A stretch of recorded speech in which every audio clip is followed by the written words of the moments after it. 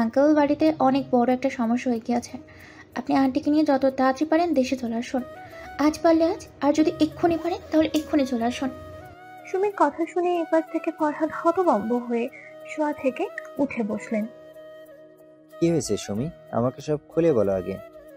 Uncle, নেত্র ভাইয়া বাড়ি ছেড়ে চলে গেছে, আর তৃপ্তিও গ্রামে চলে গেছে। নেত্র ভাইয়া আর তৃপ্তির মধ্যে বড় একটা সমস্যার সৃষ্টি হয়েছে। দুজন দুজনকে ভুল বুঝে দূরে সরে গেছে। আপনি আন্টিকে নিয়ে তাড়াতাড়ি দেশে ফিরে আসুন। আর একটা কথা আঙ্কেল, তৃপ্তির কাছে বা ওর আব্বুর কাছে এখন ফোন দিয়ে কিচ্ছু জিজ্ঞেস করবেন না, কিচ্ছু বলবেন না। আপনারা দেশে আসলে নিজেরাই সব বুঝতে পারবেন। কি? এই কয়দিনের মধ্যে এত কিছু হয়ে গেছে?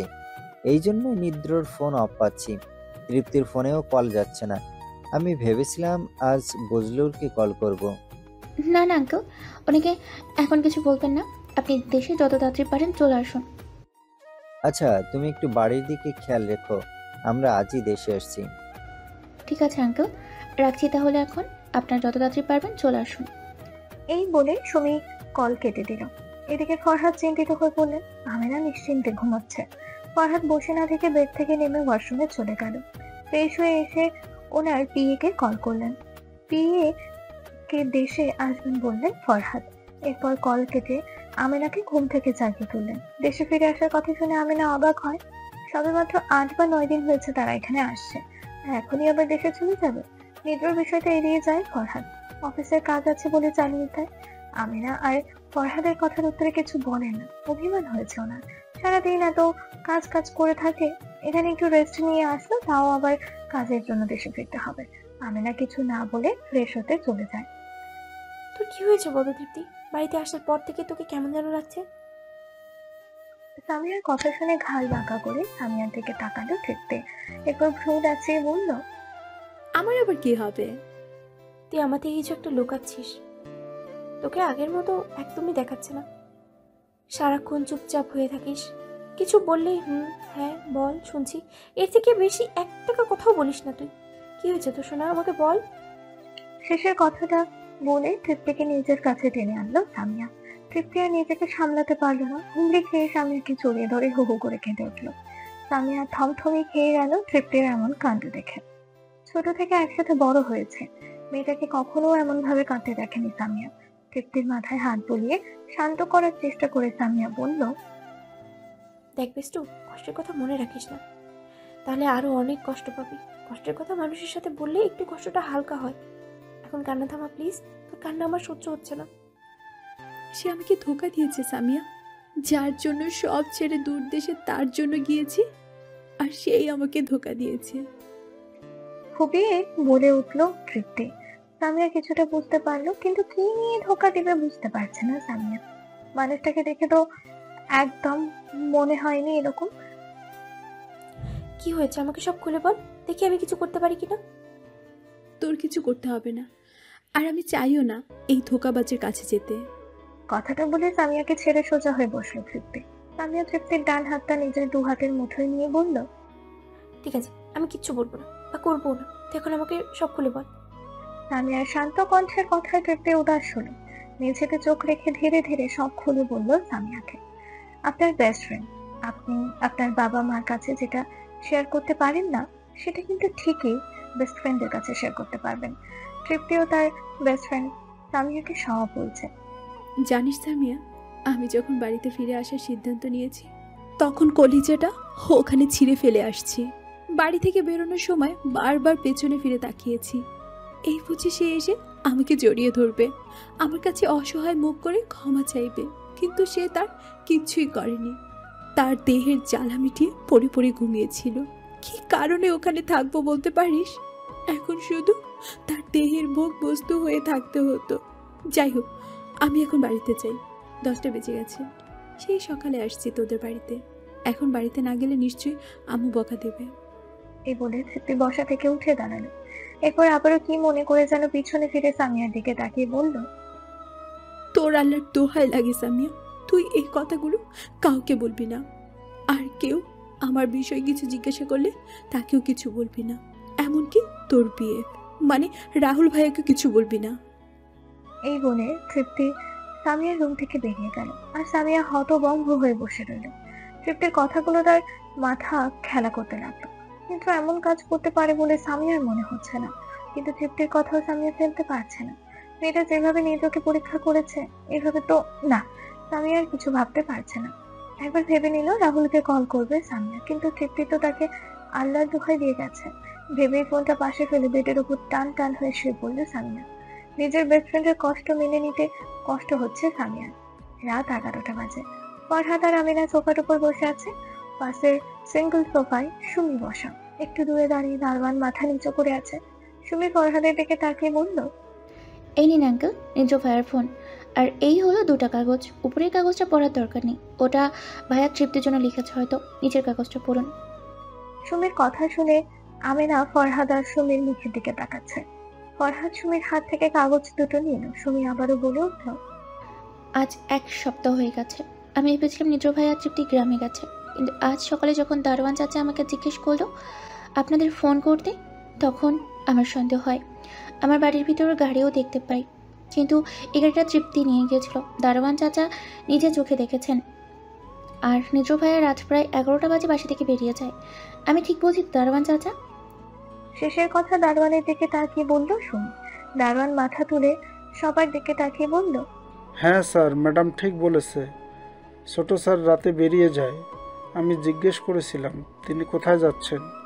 উনি আমারে বললেন একটু সুখের আশায়, অজানা কোনো শহরে। মানে কি বলছো তোমরা এসব? আমার ছেলে কোথায় গেছে? দারোয়ানের কথা শেষ হতে চিৎকার করে ওঠে আমেনা। এরপর ফরহাদের হাত থেকে দ্বিতীয় কাগজটা নিয়ে ভাঁজ খুলে পড়া শুরু করলো আমেনা।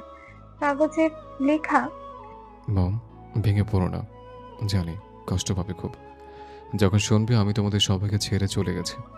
তবে মম, এতটুকু বিশ্বাস রাখো, সুইসাইড করবো না। বাংলার অজানা কোনো শহরে থাকবো, একটু শান্তিতে ঘুরতে যাচ্ছি। আসল কথা আসে, আমি অনেক বড় ভুল করে ফেলেছি মম। নিজের অজান্তে আমার কলিজে আঘাত করে ফেলেছে। ভুলে নেশা করে ফেলেছি রাতে। সে রাতে ওর সব ছিনিয়ে নিয়েছি আমি। অসুরের মতো এর উপর ঝাঁপিয়ে পড়েছে। অবশ্য আমার তখন হিতাহিত জ্ঞান ছিল না। পরের দিন পিঠে জ্বালা অনুভব হতে ঘুম ভেঙে যায়। ধরফরে শোয়া থেকে উঠে আমি আয়নায় নিজেকে দেখে ঘৃণা হচ্ছিল। মেয়েটা কত চেষ্টা করেছে আমার থেকে ছোটার জন্য। নিজের গায়ে অসংখ্য নখের আঁচড় দেখে বুঝতে পারি। কিন্তু মম, বিশ্বাস করো, আমি এমনটা চাইনি। আমি তো ওকে নিয়ে শেষ শোকে থাকতে চেয়েছিলাম। রাগ হচ্ছিল নিজের উপর। ভুলে রুমের মধ্যে থাকা ড্রিঙ্কস আবার খেয়ে ফেলে নিজেকে সামলানো তাই হয়ে পড়েছিল। তাড়াতাড়ি ওয়াশরুমে চলে গেলাম। নিজেকে যথাসম্ভব শক্ত রাখার চেষ্টা করছি, কিন্তু পারিনি। ওয়াশরুম থেকে বেরোনোতেই তৃপ্তি এসে আমার সামনে দাঁড়ায়। মেয়েটার উস্কো খুস্কো চুল, চোখ ভরা পানি, কেমন যেন আরো মাতাল করে তুলেছিল। নিজেকে আর ধরে রাখতে পারিনি, আবারও ডুব দিয়েছি ওর মাঝে। কিন্তু মম, আমি জানতাম না যে ও আমাকে পরীক্ষা করতে এসছে। মেয়েটা বাচ্চা না মম, আমার ভালোবাসা পাবার জন্য এমন বাচ্চাদের মতো থেকে ধীরে ধীরে আমার ভালোবাসা কেড়ে নিয়েছে। এখন শুধু এতটুকুই বলবো, ও যেহেতু আমাকে না বলছে চলে গেছে, সেহেতু ওকে ওর মতো থাকতে দাও। ওকে আমি যে বাড়ি থেকে চলে আসছে এটা বলার দরকার নেই। একটু কষ্টটা দূরে কোথাও ফেলে ঠিকই আবার আমি তোমার কাছে ফিরে আসবো। টেক কেয়ার, নিজের যত্ন নিও। আর আমি যা বলেছি তা মনে রেখো। ওকে এ বিষয়ে কিছু বলার দরকার নেই। এতে তোমার একমাত্র জান। কাগজটা পড়ে হু করে কেঁদে উঠল আমেনা। ফরহাদ আমেনাকে শান্ত করার চেষ্টা করলো। তখনই বাসার মধ্যে হুড়হুড়ি করে সাব্বির, রাহুল, জ্যাক, সুজন আর রাশেদ প্রবেশ করলো। মূলত সুমি একটা মেসেজ দিয়েছে ফেসবুকে মেসেঞ্জার গ্রুপে। সেই মেসেজ দেখে সবাই ছুটে আসে। আমেনা চিৎকার করে কেঁদে উঠলেন, আমার ছেলেকে ফিরে এনে দাও ফরহাদ। আর কত কষ্ট ভোগ করবে ছেলেটা? আমার এতটুকু ছেলেটা এই পর্যন্ত কত কষ্ট সহ্য করছে। আমার ওদেরকে একা রেখে যাওয়া ঠিক হয়নি। আমেনা হাই হতাশ হয়ে পড়লেন। একটাই ছেলে, তারও যদি এই অবস্থা হয় তাহলে কি করে মেনে নেবে পিতামাতা? ফরহাদ আমেনাকে শান্ত করার চেষ্টা করেন, কিন্তু আমেনা হাই হতাশ করতেই জ্ঞান হারান। ফরহাদ, রাশেদ আর সুজন মিলে আমেনাকে ধরাধরি করে রুমে নিয়ে আসেন। সুমির থেকে এখানে এসে সব শুনেছে সবাই। একটা ভুলে কত বড় ক্ষতি হয়ে গেছে এখন বুঝতে পারছে সবাই। নিদ্রকে যে কোনো মূল্যে বাড়িতে ফিরিয়ে আনবে বলেছে নিদ্র সব বন্ধুরা। ফরহাদকে সান্ত্বনা দিয়ে সবাই বেরিয়ে পড়ে। মেসেঞ্জার গ্রুপে, ফেসবুক গ্রুপে, হোয়াটসঅ্যাপে, টুইটারে সব জায়গায় নিড্র পিক দিয়ে দেয় সবাই। কলেজ ভার্সিটির সব স্টুডেন্টের কাছেও পিক দিয়ে দেয়, যেখানে নিদ্রকে দেখবে সাথে সাথে যেন তাদেরকে জানায়। নিদ্র সব বন্ধুরা বলে দিয়েছে। দেখতে দেখতে প্রায় 3টা মাস পেরিয়ে গেছে। এই 3 মাসে নিদ্রকে অনেক খুঁজেছে সবাই, কিন্তু কোথাও পায়নি। পুলিশের কাছে মিসিং রিপোর্ট পর্যন্ত করেছে ফরহাদ, কোনো লাভ হয়নি। আমিনা অনেক ভেঙে পড়েছেন। ফরহাদ নিজেকে যথাসম্ভব শক্ত রেখেছেন। এই মুহূর্তে ওনার ভেঙে পড়া ঠিক হবে না। নিদ্র সব বন্ধুরা এখনো খোঁজ চালিয়ে যাচ্ছে নিদ্রর। মানুষ হারিয়ে গেলে খুঁজে পাওয়া যায়, কিন্তু কেউ যদি নিজে থেকে চলে যায় তাহলে তাকে খুঁজে বের করা অনেক মুশকিল। এদিকে তৃপ্তি আগের থেকে অনেক পরিবর্তন হয়ে গেছে। কারোর সাথে ঠিক মতো কথা বলে না, একেবারে চুপচাপ হয়ে গেছে। পড়ালেখা আপাতত অফ আছে। সালমা মেয়ের এমন দশা দেখতে পাচ্ছেন না। তার পরিপূর্ণ হাসি খুশি মেয়েটা এখন কেমন রোগা টাইপের হয়ে গেছে। চোখের নিচে কালো দাগ পড়েছে, আগের থেকে কেমন যেন আরো শুকিয়ে গেছে। আজ সামিয়া অনেক কষ্টে তৃপ্তিকে বাড়ি থেকে বের করে নিয়ে আসে একটা পার্কে। তৃপ্তি তো বাড়ি থেকে বেরোতেই চাচ্ছিল না। সালমা জোর করে পাঠিয়েছেন সামিয়ার সাথে। পার্কে পাশাপাশি দুইজন বেঞ্চের উপর বসে আছে। সামিয়া তৃপ্তির ডান পাশে বসা। বেলা 11টা বাজে। সামিয়া তৃপ্তির ডান হাত নিজের 2 হাতের মুঠোয় নিয়ে বলল, তুই তো ভাইয়াকে ছেড়ে চলে আসছিস, তাহলে এখন নিজেকে কষ্ট দিচ্ছিস কেন? সামিয়ার কথার জবাবে তৃপ্তি কিছু বলল না। সে চুপ করে সামনে তাকিয়ে পাথরের ন্যায় বসে রইল। সামিয়া দীর্ঘশ্বাস ফেলে আবারও বলল, তুই কি এটা ঠিক করেছিস? নিজেকে কেন কষ্ট দিচ্ছিস ভাইয়া? সামিয়া পুরো কথা শেষ করতে পারল না। তার আগে তৃপ্তি চিৎকার করে উঠল, আমার এসব আর শুনতে ভালো লাগছে না সামিয়া। সে কেমন মানুষ বলতো? একটা বারও আমার খোঁজ নিল না। তার নিজের মধ্যে কি বিন্দু মাত্র অপরাধবোধ কাজ করে না? আমি না হয় তাকে ছেড়ে চলে আসছি, কিন্তু সে যদি আমাকে ঠিকই ভালোবাসতো তাহলে একবার হলো আমার পিছু আসতো। কই, একবারও তো এসে দেখেনি আমি বেঁচে আছি নাকি মরে গেছি। আজ 3 মাস পেরিয়ে গেছে সামিয়া। 1-2টা দিন নয়, 3 মাস মানে 90টা দিন। কই, একটা বারের জন্য কল করে একটু খোঁজ নিল না। কথাগুলো বলে আবার ধপ করে বেঞ্চে বসে পড়ল তৃপ্তি। সামিয়া নিজের বুকে হাত দিয়ে জোরে জোরে দুবার শ্বাস ছাড়লো। আচমকা ইমি চিৎকার করে ওঠে। ভয় পেয়ে গেছে সামিয়া। আশেপাশে মাথা ঘুরিয়ে তাকালো সামিয়া। পার্কে থাকা বেশ কয়েকজন তাদের দিকে তাকিয়ে আছে। সামিয়া মাথা সামনে ঘুরিয়ে রিন্দি নিয়ে বলল, এত জোরে চিৎকার করার কি আছে? একটু দূরে কথা বলতে পারতি না? আমি তো অল্পের জন্য হার্ট অ্যাটাক করতাম। তৃপ্তি দাঁত কটমট করে তাকালো সামিয়ার দিকে। বিরক্ত লাগছে তার খুব। মাথাটাও কেমন যেন ঝিমঝিম করছে। অনেকদিন পর চিৎকার করেছে সে, এই জন্য হয়তো। সামিয়ার শুকনো ঢোক গিলে তৃপ্তির থেকে চোখ নামিয়ে নিল। কিছু সময় আবারও চুপচাপ। হঠাৎ তৃপ্তি ডান হাত দিয়ে সামিয়ার বাম হাত থাবা দিয়ে খামচি মেরে ধরলো। সামিয়া চমকে উঠে তাকালো তৃপ্তির দিকে। তৃপ্তি বড় বড় নিঃশ্বাস নিচ্ছে। মুখে তৃপ্তির কোনো মতে বলল, সামিয়া, বমি আসছে। এই সময় বমি আসবে কেন? শরীর খারাপ লাগছে? দেখি ওদিকে চল। এই বলে তৃপ্তিকে বসা থেকে তুলে পার্কের এক পাশে খোলা জায়গায় নিয়ে আসলো সামিয়া। তৃপ্তি মুখের উপর থেকে নিকাব সরিয়ে হড়বড় করে বমি করতে লাগলো। সামিয়া কি করবে বুঝতে পারছে না। সে 2 হাত দিয়ে তৃপ্তির মাথা চেপে ধরলো। কিছু সময় পর তৃপ্তির বমি বন্ধ হলো। সামিয়া তৃপ্তিকে বসিয়ে রেখে একটা পানির বোতল কিনে আনলো। এরপর তৃপ্তিকে ফ্রেশ হতে বললো। তৃপ্তি মুখ কুলি করে মুখে একটু পানি দিল।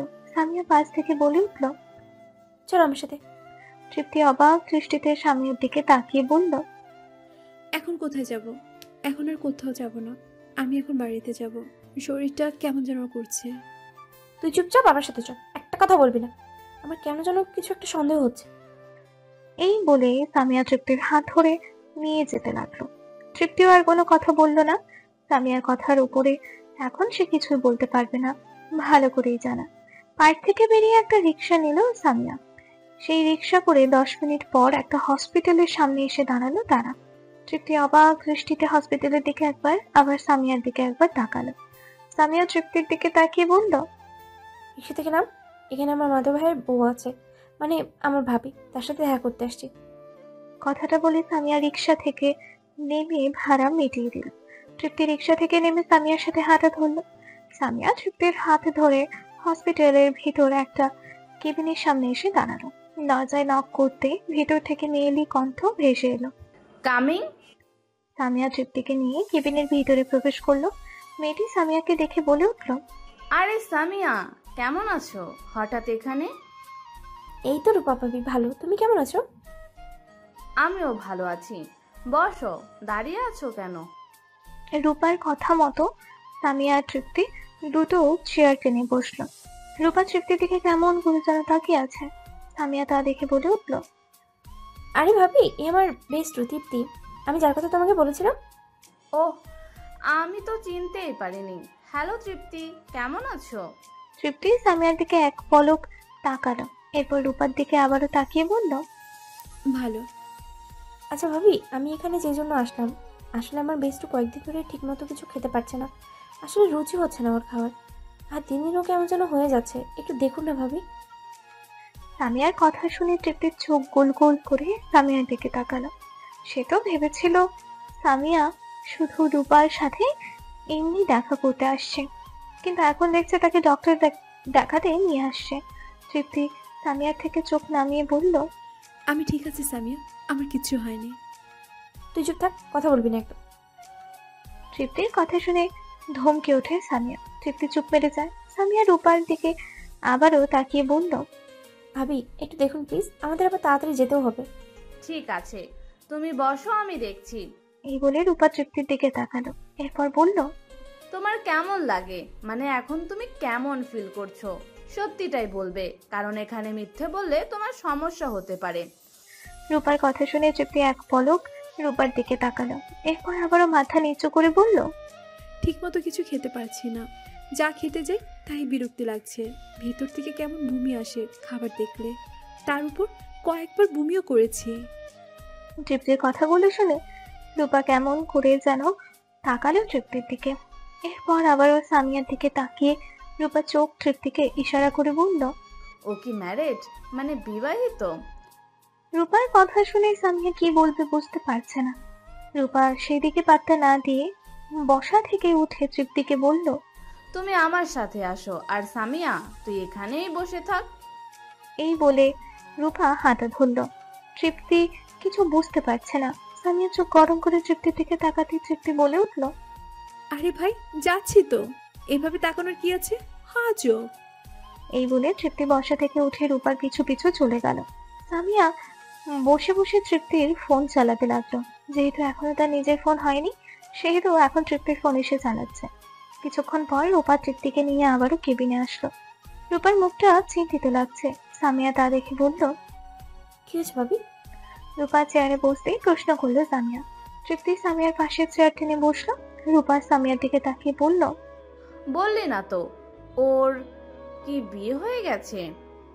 সামিয়া দ্বিধার মধ্যে পড়ে গেল, কি বলবে। তৃপ্তি সামিয়ার দিকে একবার তাকাচ্ছে, আবারও রূপার দিকে তাকাচ্ছে। রূপা দু হাত টেবিলের উপর তুলে বলল, ও প্রেগনেন্ট সামিয়া, প্রায় 2 মাসের উপরে হয়েছে। হোয়াট? রূপার কথা শুনে বসা থেকে দাঁড়িয়ে গেল সামিয়া। তৃপ্তির চোখ বড় বড় করে রূপার দিকে তাকালো। ডান হাতটা আপনা আপনি পেটে চলে গেছে তার। চোখ দুটো চিকচিক করছে তৃপ্তির। হয়তো এখনই অশ্রুকণা বেরিয়ে আসবে। ঠিক তাই হলো। চোখ দুটো দিয়ে 2 ফোঁটা পানি গড়িয়ে পড়লো। তৃপ্তি নিজেও বুঝতে পারছে না তার মধ্যে কি চলছে। সে কি খুশিতে কাঁদছে নাকি দুঃখে? সে মাতৃত্বের স্বাদ নিতে যাচ্ছে, এটা ভেবে তার ভিতর কি চলছে বা কি করবে বুঝতে পারছে না। অনুভূতি কিভাবে প্রকাশ করবে সেটাও বুঝতে পারছে না। সামিয়া কিছু বলতে যাচ্ছিল, তৃপ্তি টান দিয়ে সামিয়াকে চেয়ারে বসিয়ে দিল। এরপর রূপার দিকে তাকিয়ে বলল, আমার বিয়ে 3 মাস হয়েছে ভাবি। তৃপ্তির কথা শুনে রূপার মুখে হাসি ফুটল। এতক্ষণ মেয়েটার জন্য টেনশন হচ্ছিল রূপার। আর সামিয়া যেভাবে হোয়াইট বলে চিৎকার দিয়ে উঠেছে। কংগ্রেস তৃপ্তি, আমি কিছু ওষুধ লিখে দিচ্ছি, এগুলো নিয়ম করে খাবে, আর এখন থেকে একটু দেখে শুনে চলবে।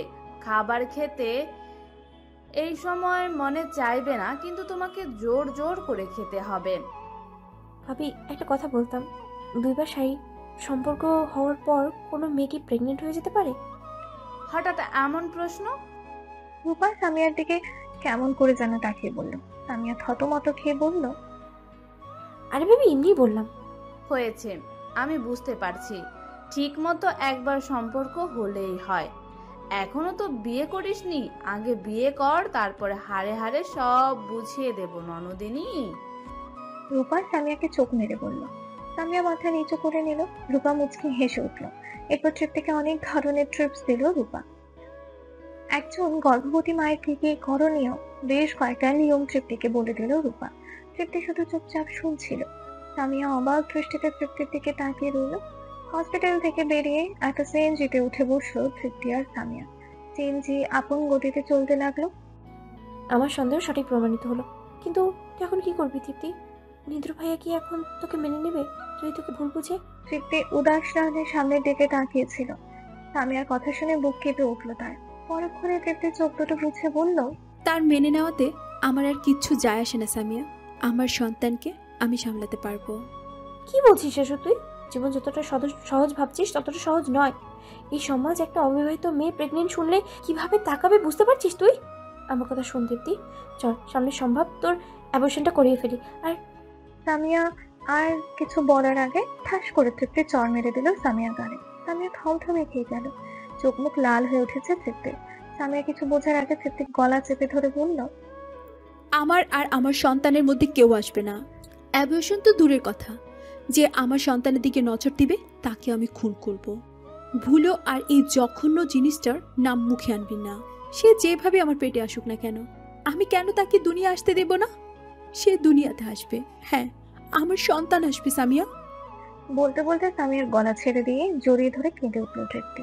মেয়েটার ব্যবহার সামিয়া কিছু বুঝতে পারছে না। এই ডাকছে তো এই আবার কাঁদছে। সারা রাস্তা ফুপিয়ে ফুপিয়ে কাটিয়ে দিল তৃপ্তি। সামিয়া শুধু দু হাতে জড়িয়ে ধরেছিল তৃপ্তিকে। চেয়ারম্যান বাড়ির গেটের সামনে এসে সিএনজি দাঁড় করালো ড্রাইভার। তৃপ্তি আর সামিয়া সিএনজি থেকে নেমে দাঁড়ালো। সামিয়া পার্স থেকে টাকা বের করে ভাড়া মিটিয়ে দিল। বাড়ির ভিতরে প্রবেশ করতে করতে তৃপ্তি সামিয়াকে বলল, আম্মুকে ভুলো এই বিষয়ে কিচ্ছু বলিস না সামিয়া। আমি জানি আম্মু তোকে জিজ্ঞাসা করবে, জানার চেষ্টা করবে আমি এমন হয়ে গেছি কেন। বিশ্বাস কর, আজকের পর থেকে আমি ঠিক মতো চলবো। তুই প্লিজ আম্মুকে কিচ্ছু বলিস না, তোর আল্লাহর দোহাই লাগে। সামিয়ার দিকে অসহায় দৃষ্টিতে তাকিয়ে বলল তৃপ্তি। সামিয়া তৃপ্তিকে সাই দিল। সে যে কিছু বলবে না। তৃপ্তি মুচকি হেসে সামিয়াকে জড়িয়ে ধরলো। এরপর সামিয়া কানের কাছে মুখ নিয়ে বলল, সরি বেস্টু তখনকার জন্য। আর এখন বল, আম্মুর থেকে কত টাকা নিয়েছিস? মানে? থতমত খেয়ে বলল সামিয়া। তৃপ্তি আবারও মুচকি হেসে বলে উঠল, মানে আমরা বাড়ি থেকে বেরোনোর আগে তুই আমার আম্মুর থেকে এত টাকা নিয়েছিস? ও, তার মানে শালি তুই লুকিয়ে দেখেছিস? লুকিয়ে দেখার কি আছে, আমি নিচে নামছিলাম তখন দেখেছি। 2000 দিয়েছেন? এখন আছে কত? সব যাওয়ার ভাড়া মিটিয়েছে, আর খাওয়া দাওয়ার মোট 1000 গেছে। ডক্টর বিল দিন, ওটা ফ্রি ছিল। দে বাকি 1000 টাকা আমাকে ফেরত দে। এমন কিপটামি করছিস কেন? তুই তো এমন ছিলি না। কোথায় আমি খালা হতে যাচ্ছি আমাকে মিষ্টি খাওয়াবি তা না করেও উল্টো টাকা ফেরত চাচ্ছিস। আমি বাবা এই 1000 টাকা ফেরত দিচ্ছি না। এই ফার্স্ট খালা হতে যাচ্ছি, ফিলটা একটু অন্যরকম হচ্ছে আর কি। তোকে তো। তৃপ্তি কিছু বুঝে ওঠার আগে সামিয়া তৃপ্তিকে নিচ থেকে ছাড়িয়ে দৌড় দিল। তৃপ্তির শরীরটা ভালো লাগছে না, হাত পা ভেঙে আসছে। না হলে এই মেয়ের পেছনে এখনই সে দৌড় দিল। রাত প্রায় 11টা ছুঁই ছুঁই। তৃপ্তি বেডের উপর শুয়ে এপাশ ওপাশ করছে। ঘুম আসছে না তার। কি করে ঘুম আসবে? বিকেলে সামিয়া যে কথাগুলো বলে গেছে তাই ভেবে ঘুম হারাম হয়ে গেছে তৃপ্তির। শোন তৃপ্তি, আমি সব মানলাম, কিন্তু একবার তুই ভাব, তোর সন্তান যদি এই দুনিয়াতে আসে তাহলে ওকে কার পরিচয়ে মানুষ করবি? ওর বাবা কি হবে? কে নিবে তোর সন্তানের ভার? এটাও মানলাম তুই নিজেই তোর সন্তানকে চালাতে পারবি, কিন্তু বোঝার চেষ্টা কর, বাবা ছাড়া একটা সন্তানের জীবন অচল। স্কুলে যখন ওর বাবার পরিচয় চাইবে তখন কি করবি? পাড়া প্রতিবেশীরা যখন ওকে ওর বাবার পরিচয় জানতে চাইবে তখন কি করবি? ও তোকে প্রশ্ন করবে, বলবে আম্মু আমার আব্বুকে, তখন কি বলবি তুই? তোর সন্তান অসহায় হয়ে যাবে তৃপ্তি। সামিয়ার এই কথাগুলোই ভাবতে ভাবতে মাথা ফেটে যাচ্ছে তৃপ্তির। চট করে শোয়া থেকে উঠে বসলো তৃপ্তি। এরপর নিজের মনের ভেতর নিজে যুদ্ধ করতে লাগতো। একবার ভাবছে নিদ্রকে কল করবে, আরেকবার ভাবছে না আমি কেন কল করব, ও নিজে কল করবে। কিন্তু শেষে তৃপ্তি নিজেই হার মানলো। না, আমার সন্তান অসহায় হবে না, তারও আব্বু হবে। আমার ফোন আমার ফোন করতে করতে ফোন খুঁজতে লাগলো তৃপ্তি। এবার ফোনটা খুঁজে হাতে নিয়ে পুরোনো সিম লাগালো। অতঃপর নেটওয়ার্ক নাম্বারে কল দিল, কিন্তু কল যাচ্ছে না। কারণ দীর্ঘ 3 মাস ফোন থেকে সিম খুলে রেখে দেওয়ায় সিমটা বন্ধ হয়ে গেছে। তৃপ্তি জোরে নিঃশ্বাস ছেড়ে নতুন সিমের নাম্বার তুলে ফোন দিল। সাথে সাথে ভেসে এলো একটা মেয়ের কণ্ঠ, আপনার ডায়ালকৃত নাম্বারটি এই মুহূর্তে বন্ধ আছে। পুরোটা শোনার আগেই খট করে কল কেটে দিল তৃপ্তি। সিরিয়াস মুহূর্তে এরকম কথা শুনে গা জ্বলে উঠলো তার। আবারও কল করলো, আবারও একই কথা। এভাবে বেশ কয়েকবার ফোন দিল তৃপ্তি, কিন্তু প্রতিবারই সিম কোম্পানির মেয়েটা ফোন বন্ধ বলছে। তৃপ্তির এবার কান্না পেয়ে গেল। চোখের পানি ফেলতে ফেলতে কল করেছে তৃপ্তি, কিন্তু কল যাচ্ছেই না, বারবার বন্ধ বলছে। শেষে ফোনটা ছুঁড়ে বেডের একপাশে ফেলে দিল তৃপ্তি। এরপর নিজের পেটে হাত বুলিয়ে বলে উঠল, তোর আব্বুর কি একটুও ভালোবাসা ছিল না আমার জন্য? শুধুই কি তার দেহের চাহিদা ছিলাম? কেন আমার সাথে এমন করলো? কিন্তু তার ফোন তো কখনো অফ থাকে না, তাহলে এখন অফ কেন? আমার বুকটা ফেটে যাচ্ছে বাবা, এখন আমি কি করব? কথাগুলো বলে হু হু করে কেঁদে উঠল তৃপ্তি। কেটে গেছে আরো 2টা দিন। এই 2 দিনে তৃপ্তি সমানে কল করে গেছে নিত্র, আমেনা আর ফরহাদের ফোনে, কিন্তু কারো ফোনই কল যাচ্ছে না। তৃপ্তি বুঝতে পারছে না কি করবে। কেটে কেটে অবস্থা শেষ। বুজরুলের কাছে জিজ্ঞেস করলে তিনিও বলেন অনেকবার কল করেছেন, কিন্তু কারো ফোনে কল যাচ্ছে না। সালমারও একই কথা। শেষে সামিয়ার থেকে রাহুলের নাম্বার নিল তৃপ্তি। সামিয়া অনেকবার প্রশ্ন করেছিল কেন সে রাহুলের নাম্বার নিল, কিন্তু তৃপ্তি সামিয়াকে কিছুই বলেনি। নিজ রুমে বসে রাহুলের ফোনে কল করলো তৃপ্তি। সকাল 6টা বাজে সবে। রাহুল ঘুমিয়েছিল। ফোনের শব্দ কানে লাগতে ঘুম ভেঙে যায় ওর। ফোন হাতে নিয়ে অচেনা নাম্বার দেখে বিরক্ত হয়। পরক্ষণে আবারও কি মনে করে যেন তাড়াতাড়ি কল রিসিভ করলো। রাহুল ফোন কানে ধরতেই তৃপ্তি রাহুলকে সালাম দিয়ে বলল, কেমন আছেন ভাইয়া? অচেনা নাম্বারে মেয়েলি কণ্ঠ শুনে রাহুল শোয়া থেকে উঠে বসলো। রাহুল কিছু বলার আগে তৃপ্তি আবারও বলে উঠল, ভাইয়া আমি তৃপ্তি। তৃপ্তির নাম শুনে রাহুল ফোঁস করে নিঃশ্বাস ছাড়লো। এরপর শান্ত কণ্ঠে বলল, কেন কল করেছো? রাহুলের কথা শুনে তৃপ্তির খারাপ লাগলো, কিন্তু সেটা প্রকাশ না করে বলল, ভাইয়া বড় আম্মুর ফোনে কল যাচ্ছে না, বড় আব্বুর ফোনও কল যাচ্ছে না। আজ 2 দিন ধরে ট্রাই করছি, বারবার বন্ধ বলছে। আর নিদ্র ভাইয়ার ফোন? হেই স্টপ স্টপ। তৃপ্তির কথা শুনে চেঁচিয়ে উঠল রাহুল। এপাশে কেঁপে উঠল তৃপ্তি। রাহুল একটু থেকে বলতে শুরু করলো, তুমি মাত্র আজ 2 দিন ধরে ফোন করার চেষ্টা করছো, আর আমরা গত 3 মাস ধরে তোমার সাথে একটু কথা বলার ট্রাই করছি, বাট তোমার ফোন অফ। যতবারই কল করেছি ততবারই ফোন অফ পেয়েছি। তোমার বড় আব্বু না জানে কতবার ফোন করেছেন তোমাকে, বাট তোমার ফোন অফ। সামিয়ার কাছ থেকে জানতে পেরেছি তুমি নতুন সিম নাম্বার নিয়েছো।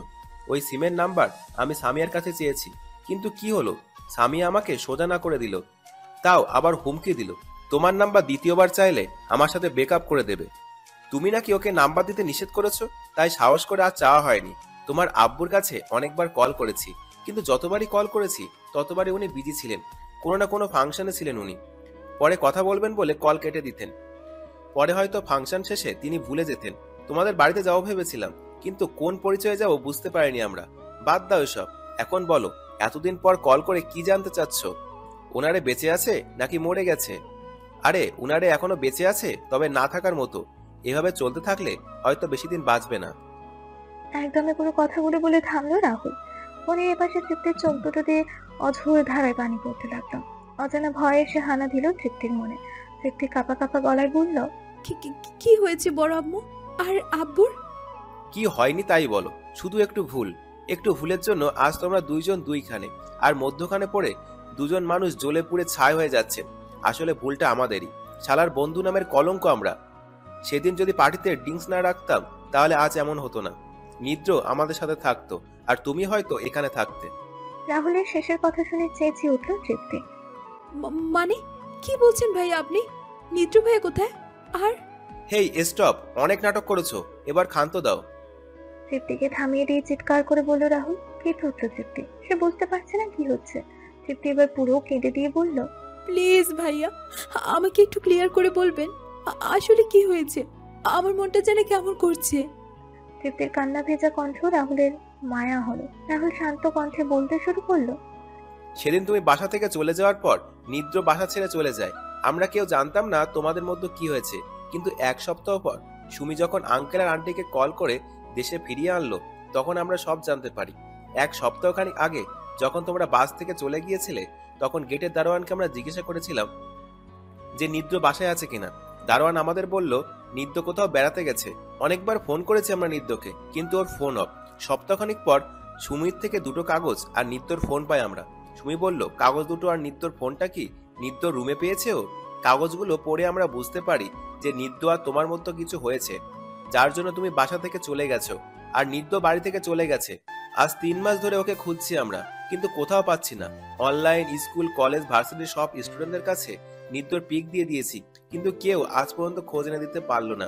পুলিশ রিপোর্ট পর্যন্ত করেছেন আঙ্কেল, পুলিশরাও কোনো খোঁজ পাচ্ছেন না। হোয়াট? ওনাকে খুঁজে পাওয়া যাচ্ছে না মানে? কি বলছেন আপনি সব? চেঁচিয়ে বসা থেকে দাঁড়িয়ে গেল তৃপ্তি। মাথার ওপর যেন গোটা আকাশটা ভেঙে পড়েছে। রাহুল গম্ভীর কণ্ঠে বলল, আমি ঠিকই বলছি, আজ 3 মাস হয়ে গেছে নিদ্র বাড়ি থেকে বেরিয়ে গেছে। এখন আমরা কেউ ওর কোনো খোঁজ পাইনি। টেনশনে মাথা ফেটে যাচ্ছে। ছেলেটার কিছু হয়েছে কিনা কে জানে। চারিদিকে তো আর শত্রুর অভাব নেই। রাখছি এখন। আর তোমার কাছে একটা রিকোয়েস্ট করছি, যা হয়েছে ভুলে যাও, ওটা একটা অ্যাক্সিডেন্ট ছিল। এই বলে রাহুল কল কেটে দিল। এদিকে তৃপ্তি ধপ করে মেঝেতে পড়ে গেল। যখন চোখ দুটো খুললো তখন সালমাকে নিজের পাশে বসা দেখলো তৃপ্তি। তৃপ্তির চোখ খুলে দেখে সালমা বিচলিত হয়ে পড়ে। কি হয়েছে তোর মা? ফ্লোরে অজ্ঞান হয়ে পড়েছিলি কেন? সালমার কথা শুনে তৃপ্তির রাহুলের কথাগুলো মনে পড়ে গেল। হাওমাও করে সালমাকে জড়িয়ে ধরে কেঁদে উঠলো তৃপ্তি। সালমা আচমকা মেয়ের কান্না দেখে থতমত খেয়ে গেল। 2 হাতে মেয়েকে আগলে ধরলেন তিনি। মাথায় হাত বুলিয়ে চিন্তিত কণ্ঠে বলে উঠলেন, কি হয়েছে তোর মা? এমন করে কাঁদছিস কেন? সালমার কথা শুনে তৃপ্তি আরো জোরে জোরে কেঁদে উঠল। সালমা কিছু বুঝতেই পারছেন না। মেয়ের কান্না দেখে তিনি নিজেও কেঁদে দিলেন। অনেকটা সময় পর তৃপ্তি শান্ত হলো। শান্ত হয়ে সে আর দেরি করলো না, সালমাকে ছেড়ে দিয়ে তাড়াতাড়ি ওয়াশরুমে চলে গেল। সালমা শুধু মেয়েটিকে অবাক নয়নে তাকিয়ে রইল। মেয়েটার কি হয়েছে তিনি বুঝতে পারছেন না। সকাল 8টা বাজে। গায়ে কালো বোরখা আর হিজাব নিকাব পরে রুম থেকে বেরিয়ে পড়ল তৃপ্তি। হাতে তার বড় একটা লাগেজ। তৃপ্তি নিচ তলায় নামতেই ডাইনিং টেবিলে বসে থাকা বজলুর আর সালমা অবাক দৃষ্টিতে তাকালো তৃপ্তির দিকে। তৃপ্তি লাগেজটা একপাশে রেখে ডাইনিং টেবিলের কাছে আসলো। সালমা কিছু বলার আগেই তৃপ্তি বলে উঠল, আমি ঢাকা যাবো আম্মু, আর এক্ষুনি। কি বলছিস তুই এসব? তুই না বললি আর কখনো ঢাকা যাবি না? সালমার কথার উত্তরে তৃপ্তি কিছু না বলে প্রথমে বজলুরের পাশ থেকে গাড়ির চাবির গোছা হাতে নিল।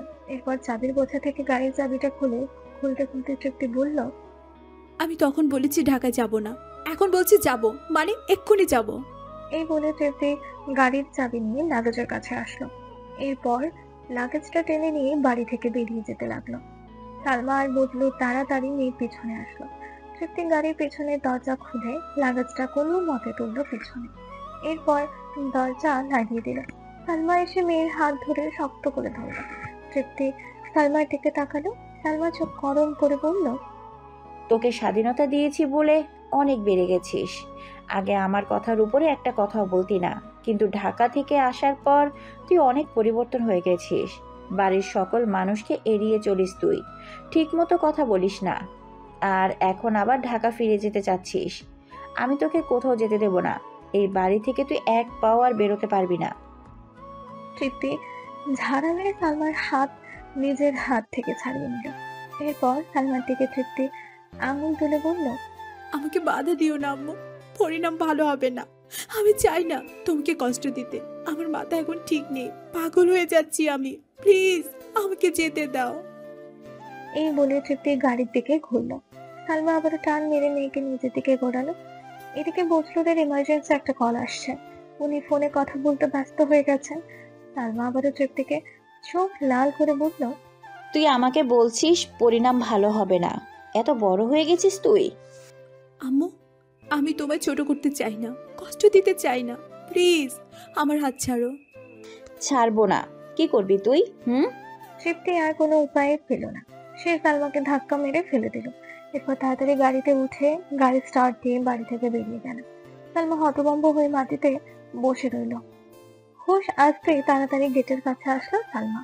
গাড়িটা এখনো একটু দেখা যাচ্ছে। জুকরে কেঁদে উঠলেন তিনি। মেয়ে ওনার হাত ফসকে বেরিয়ে গেছে, উনি ঢের বুঝতে পারছেন। বিকেল 5টা ছুঁই ছুঁই। এমন সময় 5তলা বাড়ির গেট দিয়ে গাড়ি ভেতর প্রবেশ করলো তৃপ্তি। গাড়ি থেকে নেমে দারোয়ানকে লাগেজটা নিয়ে আসতে বলে। বাড়ির ভিতরের দিকে হুড়মুড়িয়ে ঢুকলো সে। ভিতরে এসে সামনে সোফার উপর বসে থাকা দুই মানবীকে চোখে পড়লো তৃপ্তির। দুজন কেমন যেন 3 মাসে শুকিয়ে গেছে। তৃপ্তি ধীর পায়ে সামনের দিকে এগিয়ে গেল। চোখ দুটো দিয়ে বাঁধ ভেঙে পানি গড়িয়ে পড়ছে তৃপ্তির। ফরহাদ চমকে উঠলেন হঠাৎ তৃপ্তিকে দেখে। আমিনা চোখ বুজে ফরহাদের মুখে মাথা ঠেকিয়েছিলেন। কারো পায়ের শব্দ পেয়ে তিনি চোখ খুলে সামনে তাকালেন। তৃপ্তিকে দেখে তেতে উঠলেন আমিনা। ওনার পুরো গায়ে যেন কেউ আগুন ধরিয়ে দিয়েছে। ফরহাদের শার্টের কলার চেপে ধরে আমিনা রেগে চিৎকার করে উঠল, ফরহাদ, এই মেয়ে এখানে কেন? এই মেয়েকে এখনই আমার বাড়ি থেকে বেরিয়ে যেতে বলো। এই মেয়ে যদি আর 1 সেকেন্ডও এখানে থাকে তাহলে আমি একে খুন করব। তুমি একে বেরিয়ে যেতে বলছো না কেন? আমিনার কথা শুনে তৃপ্তি হাউমাউ করে কেঁদে আমিনার পা জড়িয়ে ধরল। আমি আর কোথাও যাব না। তোমরা এবার মারো কাটো, যা ইচ্ছা করো, আমি তোমাদের ছেড়ে কোথাও যাব না। আমিনা পা ঝাড়া মেরে তৃপ্তিকে নিজের পা থেকে ছাড়িয়ে নিলেন। এরপর তিনি দাঁড়িয়ে সেখান থেকে সরে এসে বললেন, একদম আমাকে ছবি না তুই। আমার ছেলেটাকে আমার থেকে দূরে করেছিস, এখন আবার কি জন্য এসেছিস তুই? আমরা মরে গেছি কিনা তা দেখার জন্য? আমিনার কথাগুলো তৃপ্তির বুকে তীরের মতো দিয়ে লাগলো। আরো জোরে কেঁদে উঠল তৃপ্তি। ফরহাদ আমিনাকে শান্ত করার চেষ্টা করছেন। প্লিজ আনু, শান্ত হও। মেয়েটা এত দূর পর্যন্ত জার্নি করে এসেছে। ফরহাদকে থামিয়ে দিয়ে চেঁচিয়ে উঠল আমিনা। একদম এই মেয়ের পক্ষ হয়ে কথা বলবে না তুমি। আমি এই মেয়ের পক্ষে কোনো সুপারিশ শুনতে চাই না।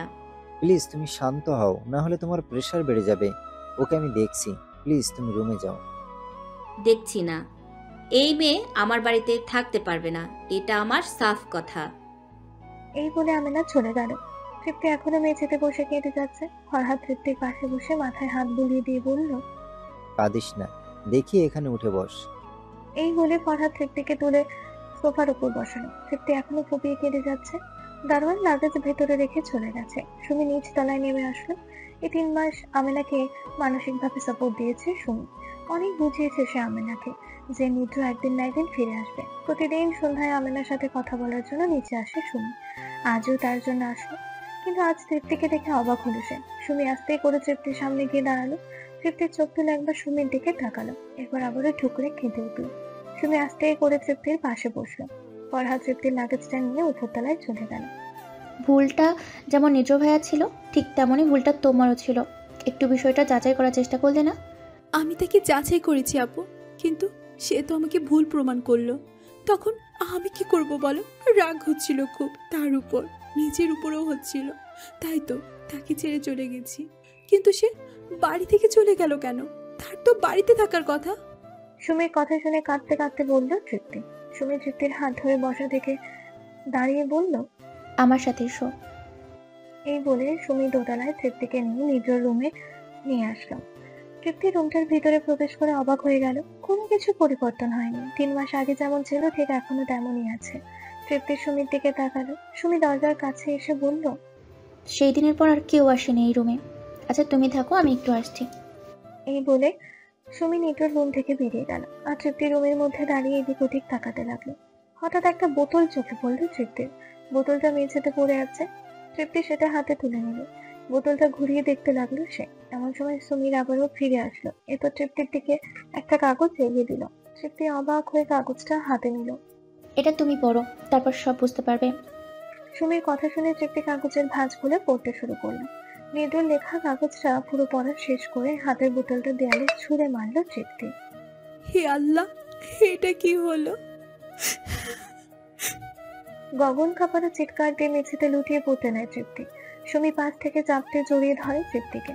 মেয়েটার একে তো দুর্বল শরীর, তার উপর এত প্রেশার না নিতে পেরে অজ্ঞান হয়ে গেছে। সুমি চিৎকার করে ফরহাদকে ডাকতে লাগলো, আঙ্কেল, আঙ্কেল, এইদিকে আসুন তাড়াতাড়ি। ফরহাদ তৃপ্তির চিৎকার শুনে নিজ রুমে থেকে বেরিয়ে আসছে। এখন সুমির চিৎকার শুনে উনি এক প্রকার দৌড়ে আসলেন। আমিনা রুমে ছিলেন। প্রথমে তৃপ্তির চিৎকার, পরে সুমির চিৎকার শুনে তিনি আর বসে থাকতে পারলেন না। ফরহাদের পিছু পিছু তিনিও আসলেন। নিটোর রুমে এসে সুমি তৃপ্তিকে জড়িয়ে ধরে আছে দেখলো ফরহাদ আর আমিনা। ওনারা কিছু বলার আগে সুমি বলল, আঙ্কেল, ও চিৎকার দিয়ে অজ্ঞান হয়ে গেছে। আসলে আমার ভুল হয়েছে, কাগজটা ওর হাতে এখন দেওয়া ঠিক হয়নি। আমি দিয়ে ভুল করে ফেলছি। ওকে ধরুন আঙ্কেল, রুমে নিয়ে শোয়াতে হবে। সুমির কথা শুনে ফরহাদ কিছু বলল না। উনি আর সুমি মিলে তৃপ্তিকে নিয়ে নিটোর রুম থেকে বের করে নিয়ে আসলো। এরপর তৃপ্তি আগে যে রুমে থাকতো সেই রুমে তৃপ্তিকে নিয়ে আসলো ফরহাদ আর সুমি। বেডের ওপর শুয়ে দিয়ে ফরহাদ এক পাশে বসলো, সুমি বেডের আর এক পাশে গিয়ে বসলো। আমিনা ফরহাদের কাছে এসে বলল, তুমি রুম থেকে যাও, আমি দেখছি। ফরহাদ কিছু না বলে উঠে চলে গেল। আমিনা তৃপ্তির মাথার পাশে বসলেন। এরপর সুমির সাহায্যে তৃপ্তির গা থেকে বোরখা, হিজাব, নিকাব খুললেন তিনি। সেগুলো হাত থেকে সাইডে রেখে তৃপ্তির মুখের দিকে তাকালেন আমিনা। কলিজাটা মোচড় দিয়ে উঠলো না। মেয়েটার চোখ মুখ কেমন শুকিয়ে গেছে, চোখে পাতা দুটো যেন কালো মেঘে ঢেকে আছে, ঠোঁট দুটো শুকিয়ে আছে, দেখে মনে হচ্ছে ঠিক মতো খাওয়া দাওয়া করে না। আমিনা তৃপ্তির বাম হাতে নিজের হাতে নিয়ে পলস চেক করলো। এরপর দুই চোখের পাতা টেনে দেখলেন তিনি। আমিনা সুমির দিকে তাকিয়ে বলল, তোমার আঙ্কেলকে ডেকে আনো, তাড়াতাড়ি যাও। আমিনার কথা শুনে সুমি চলে গেল। এদিকে আমিনা কান পাতলো তৃপ্তির পেটে। কিছু একটা অনুভব করার চেষ্টা করছেন তিনি। ফরহাদ রুমে আসতে আমিনা বলল, তাড়াতাড়ি ডক্টরকে কল করে আসতে বলো। আমিনার কথা শুনে চিন্তিত কণ্ঠে বলে উঠলেন, কি হয়েছে? সিরিয়াস কিছু? হসপিটালে নিয়ে যেতে হবে? আমিনা শত দুঃখের মাঝে মুচকে হাসলেন। ফরহাদ অবাক হয়ে তাকালো আমিনার দিকে। আজ গোটা 3 মাস পর আমিনার মুখে হাসি দেখছেন তিনি। ফরহাদ কিছু না বলে রুম থেকে বেরিয়ে গেল। সুমি এসে বসলো আমিনার সামনে। আন্টি, কি হয় ওর? বেশি সিরিয়াস কিছু নাকি? আমারই ভুল হয়েছে, কাগজটা ওকে এখন দেওয়া উচিত হয়নি আমার। আমিনা মুচকি হেসে বলে উঠলেন, সিরিয়াস কিছু না, তবে আমার কিছু একটা সন্দেহ হচ্ছে।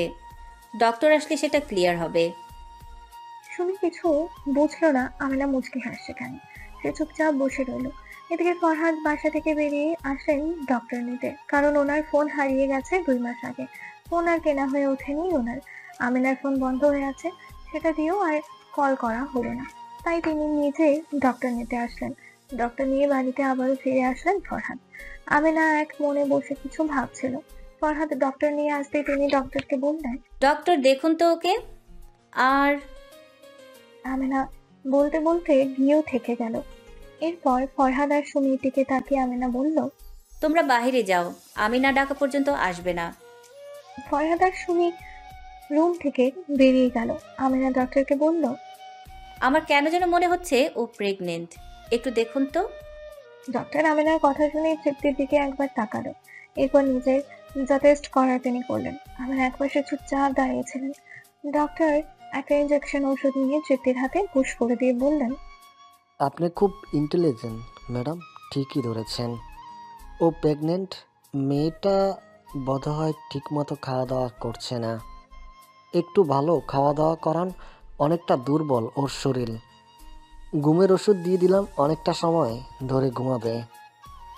এই বলে ডক্টর বসা থেকে উঠে দাঁড়ালো। আমিনা বাকরুদ্ধ হয়ে গেল ডক্টরের কথা শুনে। ডক্টর নিজের জিনিসপত্র নিয়ে তৃপ্তির রুম থেকে বেরিয়ে গেল। আমিনা আস্তে করে তৃপ্তির মাথার পাশে বসলো। ফরহাদ ডক্টরকে বেরিয়ে আসতে দেখে জিজ্ঞেস করলেন কি হয়েছে। ডক্টর ফরহাদকে সবটা জানায়। ফরহাদ চমকে উঠে ডক্টরের কথা শুনে। সুমিও চমকায়। পরক্ষণে সুমি খুশি হয়ে তৃপ্তির রুমে প্রবেশ করলো। রাত প্রায় 12টা বাজে। তৃপ্তি ঘুমে বিভোর হয়ে আছে। এখনো তার ঘুম ভাঙেনি। আমিনা তৃপ্তির পাশে শুয়ে মাথায় হাত বুলিয়ে দিচ্ছেন। ফরহাদ নিজ রুমে গিয়ে শুয়ে পড়েছেন। তৃপ্তি ঘুমের মধ্যে আড়ামোড়া দিয়ে আমিনার দিকে ফিরে আমিনাকে জড়িয়ে ধরলো। এরপর আমিনার বুকে মুখ গুজে এক পা তুলে দিল আমিনার গায়ের উপর। আমিনা মুচকি হেসে আগলে নিলেন তৃপ্তিকে। প্রথমে তৃপ্তিকে হঠাৎ দেখে ওনার প্রচন্ড রাগ হয়েছে, কিন্তু এখন ওনার সব রাগ হাওয়া হয়ে গেছে। মেয়েটার কপালে অধর জোড়া ছুঁয়ে দিয়ে মাথায় হাত বোলাতে লাগলেন তিনি। মেয়েটা কম কষ্ট পায়নি, তিনি বেশ বুঝতে পারছেন। বজলু ফোন করেছিলেন তৃপ্তির ফোনে। আমিনা শুধু ফোনটা ধরে বলেছে তৃপ্তি ঠিক মতো ওনাদের কাছে আসছে। বজলুর আরো কয়েকটা প্রশ্ন করেছিল আমিনাকে, কিন্তু আমিনা আর কোনো উত্তর দেয়নি।